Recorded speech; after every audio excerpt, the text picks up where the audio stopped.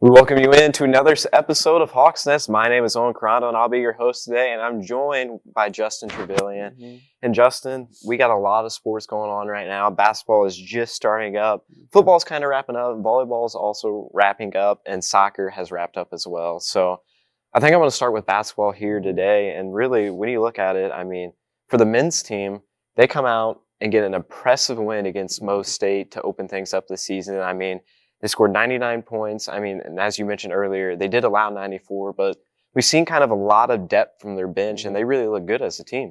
Yeah, I think it's the first time in several years that SEMO Red Hawk basketball fans have something to look forward to. I mean, Coach Horns really got these guys in a good place after last season.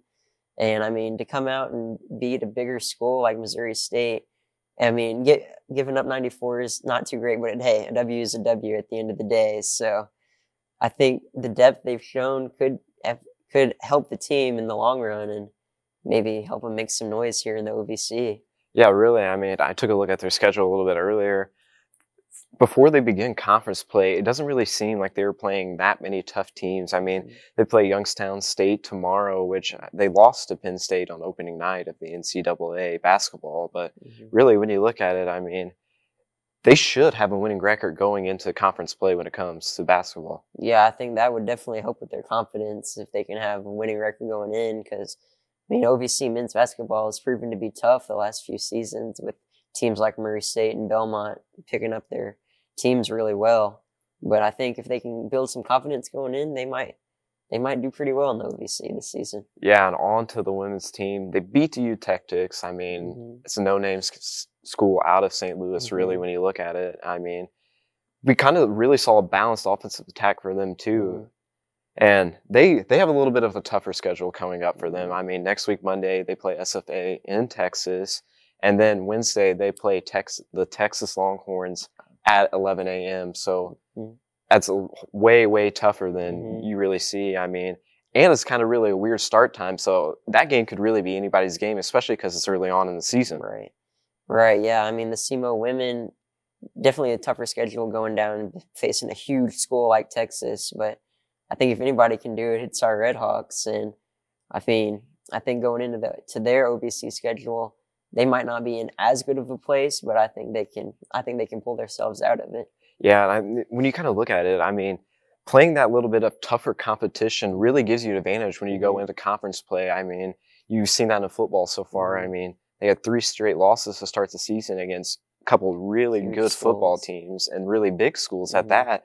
And you've seen them kind of, as we've gotten into conference play, they have looked really, really good. And speaking of football, they travel to Murray State this weekend for their conference matchup. And they've already seen Murray once, and they lost by 1. So really, I mean, it's a two-team race between them. I mean, you have SEMO, you have Murray State, you have UT Martin. So UT Martin faces Tennessee Tech, which SEMO lost to earlier.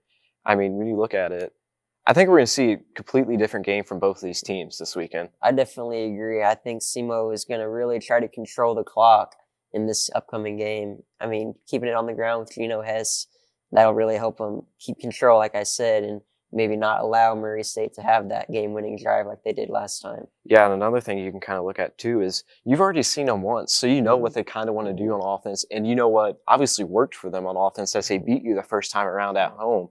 But if you're a SEMO and you get the chance to go to Murray State, and then you beat Murray State and UT Martin takes care of business, then next weekend at home, I mean, the fate is in your hands. I mean, you have the championship game at home against UT Martin if you were to win this weekend with your own fans. I mean, that could be huge. Yeah, that could definitely be the turn of the tide for the Red Hawks. I mean, going into that, being at home, having the fate in your hands, like you said, that's pretty important in the world of sports. That it is. And then on to soccer. So we saw them kind of get out to a slow start this season, but as the season aged on and kind of towards the latter half of the season, they started to pick it up really. And we kind of saw that in the conference tournament. And when you look at it, I mean, they lose a couple of key pieces. Definitely, they're losing key goalkeeper Bailey Redden this offseason. But I mean, you look at their recruiting class, they had a huge recruiting class. I think 8 or 9 girls signed on yesterday and the day before. they're bringing in a 6'1" goalkeeper. So, I mean, obviously replacing Bailey's next to impossible, but I think this recruiting class might be able to do a pretty good job of it. Yeah, I think it's really kind of important. I mean, you kind of have anytime you can grab a tall goalkeeper at that. We don't know how seasoned she is yet. I mean, I think that's something we'll figure out early on in the season next year. But really, when you look at it, that could be their key piece that they kind of try to build around almost in the sorts. That could be. You could be correct on that. And they also brought in a multitude of forwards and midfielders to, I guess, try to build up that offense that was a little subpar this season, but that was mostly due to several injuries for the Red Hawks. So, I mean, I think Coach Nelson can whip these new girls into shape and have an even better team next season. Yeah, and on to undebatably probably the biggest series for SEMO volleyball this weekend. You have Morehead State at home. I mean, Morehead State is 14-2 in the conference, while SEMO is 12-4. Right. And then Austin Peay travels to EIU, who's also 12-4. So really, when you look at it, if you're the Red Hawks, if you can win out, you find yourself in first place. But if you split, you might end up in third place, depending on what the Governors do this weekend. So really, I mean, it's going to be a tough series. It's going to be a tough matchup. Series.